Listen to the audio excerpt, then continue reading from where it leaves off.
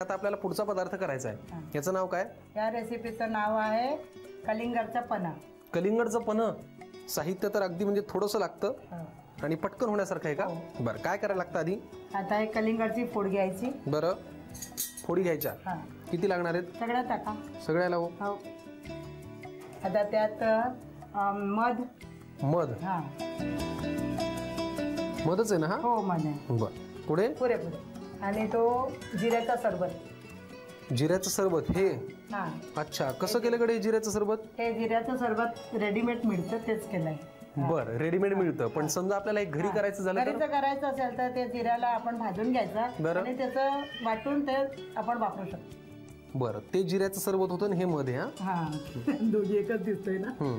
चालेल. पुरे? हो. बरं, पुढे काय लागणार आहे? आता थोडीशी मिरपूड बघा बरं. हो, बस. पुरे? आता? आणि ताकचा मसाला.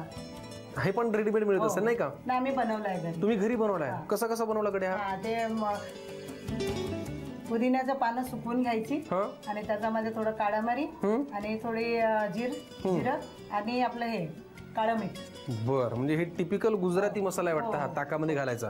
तर हा याला ताकाचा मसाला असं म्हणतात आणि याच्यामध्ये बरेच काय काय पदार्थ आहेत. हे आपण किती लागणार आहे? हा, टाक. आणखीन थोडं. अजून थोडा? हो. पुरे? आता काय? लिंबाचं सरबत. लिंबाचा रस घेतलाय आपण. बरं, त्याच्यात काही मिक्स केलंय का? साखर? नाही नाही नाही, फक्त रसच आहे तो. बरं, आता काय करायचं? काळं मीठ. काळं मीठ हे?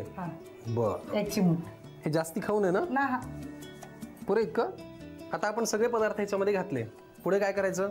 आता त्याला मिक्सीला लावायचं आणि बारीक वाटून घ्यायचं. बारीक वाटून घ्यायचं म्हणजे छान असं ते द्रव रूपात करून घ्यायचं. आणि त्याला थोडंसं आपण जर पल्प ठेवला तर? पल्प ठेवला तर आणि चालेल ना, पल्प ठेवला तरी पण चालेल. चालेल ना? Very good. अशा प्रकारे मिक्सर मधनं काढल्यानंतर तयार होईल आपलं कलिंगडाचं पन्ह. बरोबर? Very good. पटकन तुम्ही लिहून घ्या या पन्ह्यासाठी लागणारं साहित्य आणि कृती. कलिंगडाचं पन्ह बनवण्यासाठी लागणारं साहित्य: बिया काढलेल्या कलिंगडाच्या फोडी, मध, जिऱ्याचं सरबत, काळं मीठ, मिरपूड, ताकाचा मसाला आणि लिंबाचा रस.